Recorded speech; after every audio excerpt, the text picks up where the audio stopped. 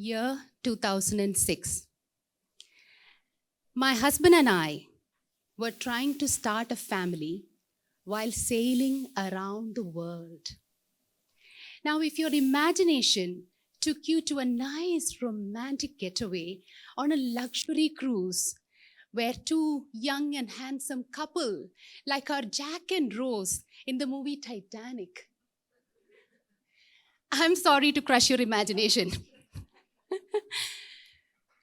We were on an oil tanker. My husband, a merchant navy officer, was mostly seen in greasy boiler suits, and myself barely managing to hold back puking as the ship rocked high and low out in the seas.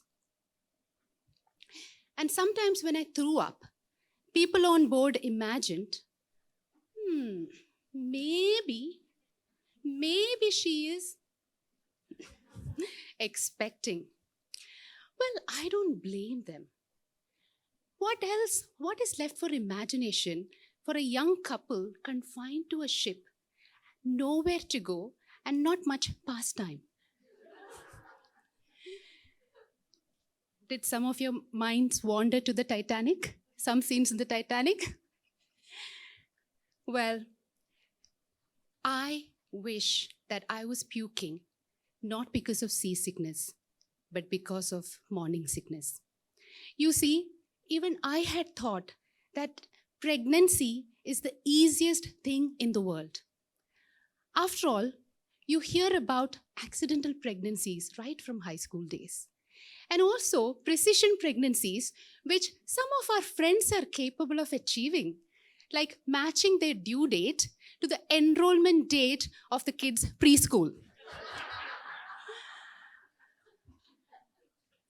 Well, that is the reason why I put off my pregnancy plans until I got my doctorate. So between 2001 to 2006, I was doing my PhD in a top cancer institute in the US.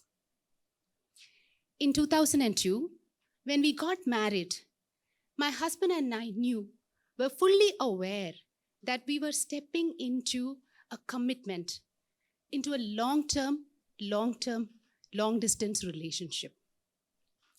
With my research and his sailing aspirations, that was the only way it would work. Those days, our only mode of communication, even back in 2001, 2002, 2006, it was only via satellite phone calls from the ship. And we used to communicate just once in 2 weeks. So forget conceiving. We couldn't even communicate. Until someone knows a great way to have babies, we are the tele.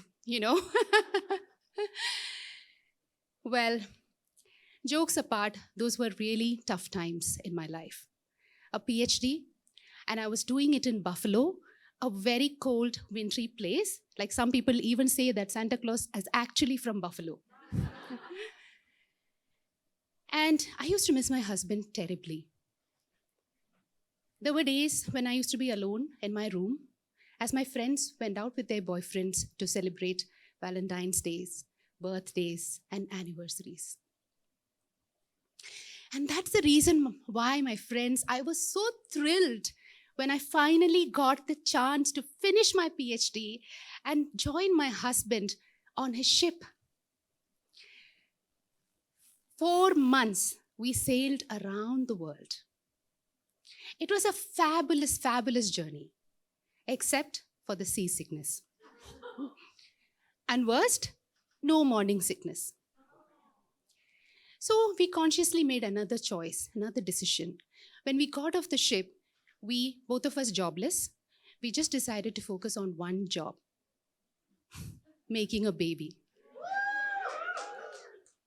No, not as fun as it sounds. For some people, I realized, some people go through accidental pregnancies and precision pregnancies.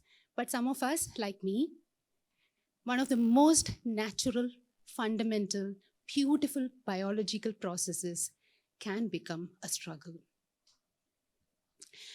I mean, I didn't even think that getting pregnant would be tougher than a PhD. In fact, it was like getting a second PhD. Earlier, I used to spend time in the lab getting my experiment results, and now I was in fertility labs waiting for my test results. It was a really, really tough and exhausting time. In fact, 2 years went by with absolutely no results. And I was so emotionally exhausted. Though I was not on the ship, I was still subject to the highs and lows of life. And one day, I decided to just quit this career that I was building in pursuit of an elusive motherhood. The irony of life. It took us 5 years, a lot of sacrifice, patience, and trust to start a family. But just 2 days back, on Sunday, when I hugged my 2 children, I reminisced this journey I had. From around the globe to fertility clinics, it was so worth the trip.